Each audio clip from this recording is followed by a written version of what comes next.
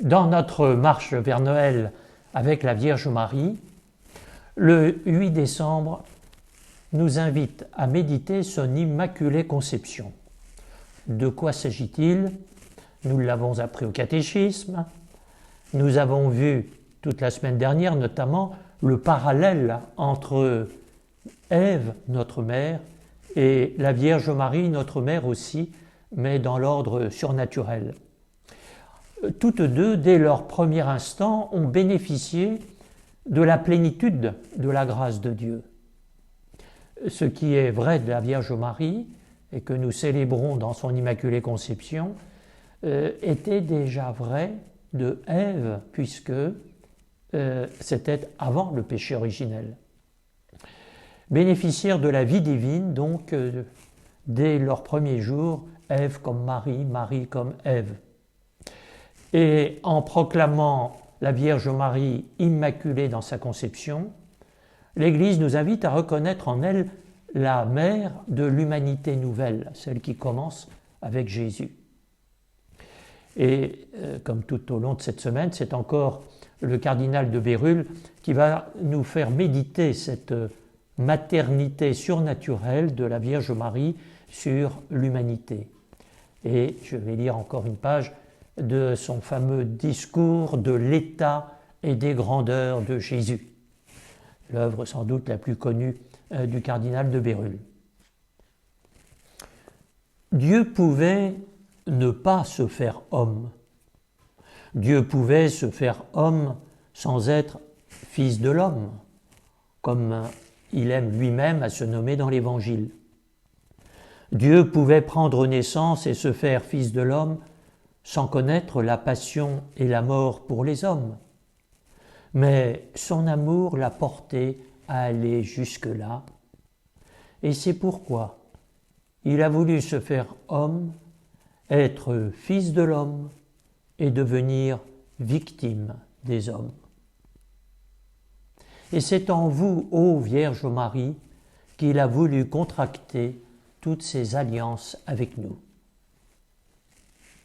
Bérulle vient de nous parler de toutes ces alliances entre Dieu et l'homme. La première alliance, c'est la création tout simplement, et puis l'Ancien Testament, et puis le Nouveau, parce que à chaque fois, Dieu a dû prendre une nouvelle initiative.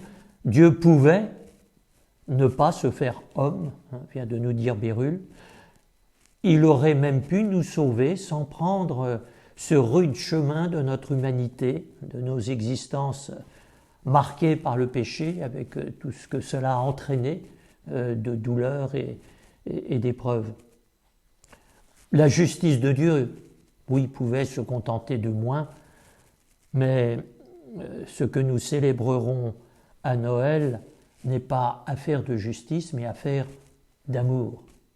Ce que Dieu veut, c'est mener vie commune avec nous et pas simplement, nous gratifier d'une remise de peine, de cette peine méritée par le péché. Non, ce qu'il veut, c'est tel que nous sommes, tel que le péché aussi nous a dégradés, peut-on dire, c'est ne faire qu'un avec nous et donc vivre notre vie. Et Bérulle continue, car c'est en vous, Vierge Marie, que Dieu prend humanité et se fait homme. C'est en vous et par vous qu'il se fait fils de l'homme. C'est en vous et de vous qu'il prend cette chair en laquelle il veut connaître la passion et mourir pour les hommes. C'est en vous et en votre sein qu'il a accepté cette volonté et cette ordonnance du Père, et qu'il s'est offert lui-même à la croix et à la mort. En effet, il s'est offert en vous d'abord et en vos entrailles, comme en un temple sacré, consacré par lui-même, par Jésus qui vivait en vous et par vous. Et sa vie fut un sacrifice offert sans interruption tout au long de ses jours terrestres, jusqu'à ce qu'il soit achevé et consommé au calvaire. Et ce sacrifice, ô Vierge Marie, s'est accompli alors que vous étiez présente à la croix, afin que la première et la dernière offrande de Jésus soient honorées de votre présence et de votre assistance, et que, comme cette offrande a commencé en vous, elle s'achève auprès de vous. Donc ce passage du discours sur l'état et les grandeurs de Jésus est une chose que nous n'avons pas vue jusqu'ici, mais dont il sera important de faire mémoire à Noël, c'est que le sacrifice de Jésus qui nous sauve, l'offrande qu'il fait de lui-même à son Père, commence dès l'Annonciation. Et qu'il y a une continuité non seulement entre la crèche et la croix, mais entre l'Annonciation et Pâques et la résurrection. C'est tout au long de ce que Bérulle appelle ailleurs l'oblation, le fait d'un terme liturgique qui remonte à l'Ancien Testament, l'oblation que Jésus fait de lui-même à son Père, eh bien, elle commence dans sa condition humaine dès l'Annonciation.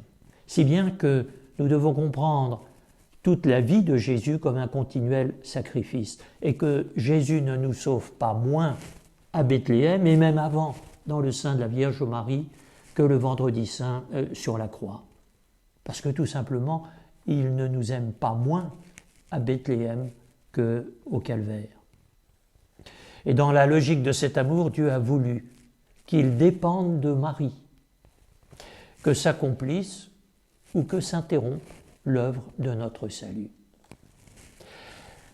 Alors, chers amis, vivons cela très concrètement en ce temps de l'Avent, parce que ce qui est demandé à Marie nous est demandé. Le oui de Marie, je l'ai dit bien des fois, est plus que le modèle. Il est celui qui permet tous nos oui quotidiens dans toutes les petites sollicitations que Dieu, événement après événement, nous demande. Eh bien, qu'aujourd'hui encore, ce soit notre intention, notre volonté profonde de vivre toute chose comme une annonciation continuée et qu'ainsi nous permettions à Jésus de prendre chair en nous.